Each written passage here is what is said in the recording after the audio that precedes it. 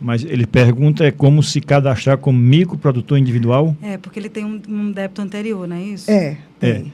O caminho, a porta de entrada maior é o Sebrae Ceará, que está com esse programa de eles fazem uma visita, fazem um cadastramento e enquadram a pessoa como microprodutor individual, né?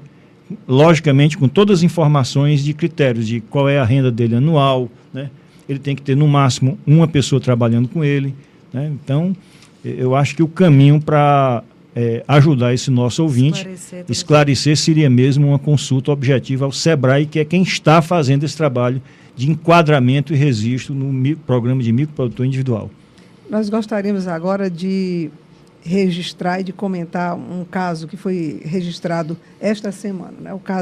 O caso do padre da paróquia da Sé, que entrou em greve, né, contra o comércio ambulante ali nas imediações da igreja, suspendeu as missas.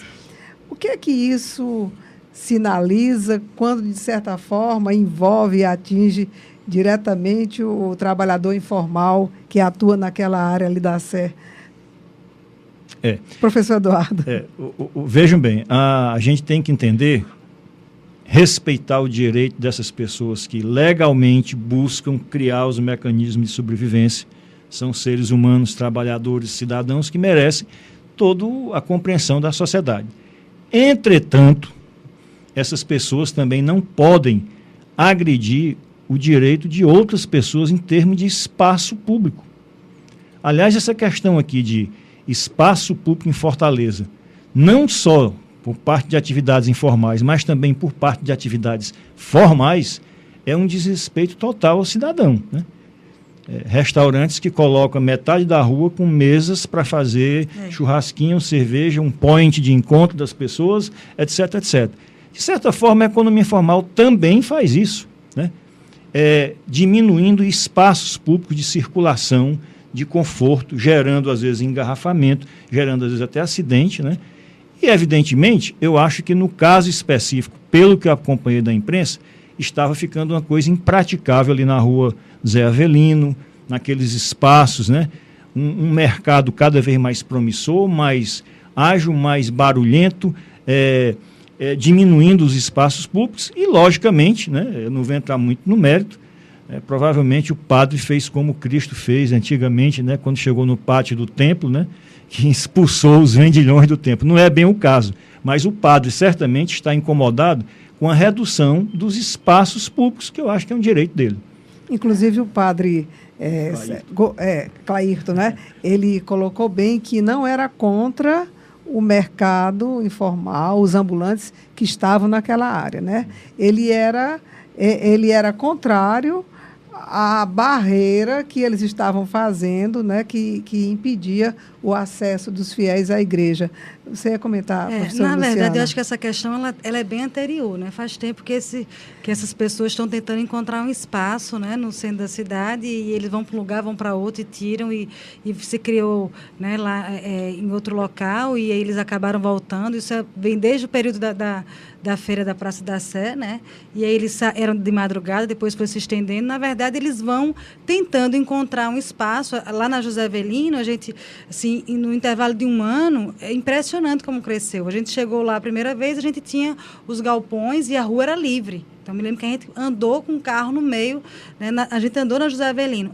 Da última vez que a gente foi agora, está tudo tomado, né? Mas, na verdade, eles estão tentando encontrar espaço para poder trabalhar. É exatamente uma estratégia de sobrevivência. Então, acho que, na verdade, aí o padre está defendendo, né, a questão dele, mas os trabalhadores também estão querendo defender o trabalho, a sobrevivência, né, deles e de suas famílias. Eu acho que cabe aí à prefeitura procurar espaços, né, que possa viabilizar o trabalho dessas pessoas. Eu acho que essa é a questão. Nós já percebemos formas no Brasil, né, de cidade como Campinas, como Santa Maria, no Rio Grande do Sul, que estão encontrando uma saída alternativa, democrática, para conciliar esse livre exercício das atividades informais sem degradar tanto a questão do espaço público, do meio ambiente, né? Quer dizer, a gente vê, por exemplo, em algumas cidades hoje da Europa, né, onde você registra lá Europa um setor informal, formas de extrema responsabilidade desses espaços construídos, disciplinados. As pessoas se encarregam da limpeza, as pessoas se encarregam em não gerar uma poluição sonora que, né, afete tanto o ser humano, e tem se encontrado algumas alternativas, né? Exemplos de camelódromos em N capitais brasileiras, né? Eu acredito que o bom senso, né, aqui na cidade de Fortaleza, das pessoas que estão na máquina pública, tanto do Estado como da Prefeitura, deve encontrar uma maneira de assegurar, né, o livre exercício, porém sem afetar os espaços públicos. Estamos apresentando pela Universitária FM o programa Vida no Trabalho, que hoje discute e debate o trabalho informal. Nós temos agora a participação de mais um ouvinte, é o Jeová, ele é um pastor evangélico. Ele disse que estou, acho que de pleno acordo com a opinião do padre, defendendo a sua atividade, pois ele acha que a questão de usar o termo informal para usar o espaço público, ele coloca, né, porque aqui foi meio anotado, ele diz que é o seguinte, ele acha que é uma forma de usar, né, argumentar que o trabalho é informal para usar o espaço público. Segundo ele, né, ele quer a defesa do espaço público, né, eles querem a defesa do espaço público. É uma observação do pastor Jeová, né? Agora, nós estamos chegando ao final do nosso programa. Acho que a gente poderia agora pedir uma colocação do professor Eduardo e da professora Luciana sobre essa questão do trabalho informal. Existem soluções à vista ou alternativas para esse problema crescente do trabalho informal no Brasil, tão pouco assistido, agora com poucas iniciativas, né, como se esse crédito solidário, esse estímulo do governo, alternativas para esse contingente de 10 milhões de trabalhadores brasileiros que estão fora do mercado formal. Professor Eduardo Girão. Eu acho que a saída no médio e longo prazo é que a gente tenha uma economia crescendo, tá? Um desenvolvimento sustentável.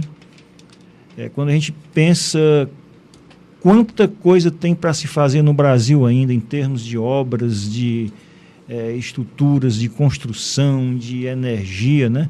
O Brasil é um dos pouquíssimos países do mundo que ainda tem uma possibilidade enorme, uma margem enorme de promover o seu crescimento interno, né, a partir de um crescimento autônomo e sustentável de sua economia. Logicamente, a saída seria cada vez mais investir no jovem, nos programas de capacitação profissional, tá certo?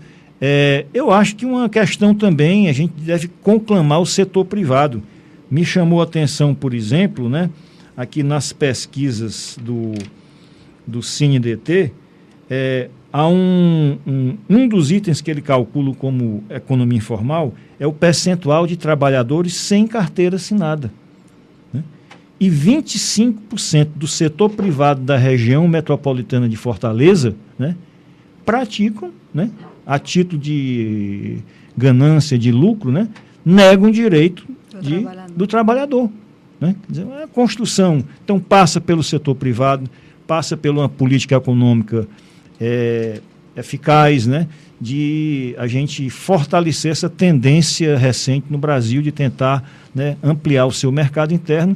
Logicamente, nós chegaremos a índices de reduções do setor informal bem consideráveis, como nós já chegamos, né? Acho que de 57 para 46 é um percentual razoável em 10 anos. Quiçá essa tendência se agilize mais, né? E a gente tenta aqui, se Deus quiser, daqui a 10 anos, uma economia informal bem menor. Professora Luciana. Acho que só para completar, acho que a questão dessa capacitação desse profissional, né, para que ele possa, né, ficar em menos situação de vulnerabilidade, possa realmente entrar no mercado informal, não por uma necessidade, mas por uma escolha, mas porque reconhece ali a sua veia empreendedora, mas não porque é a única alternativa para a sobrevivência. Eu acho que a gente tem que ampliar essas possibilidades desse trabalhador, né, para que no futuro né, que espero que não seja muito distante, a gente possa ter pessoas, né, que estão nesse mercado, né, por identificação e não por única saída, né, para se manter, para manter, né, a sua família.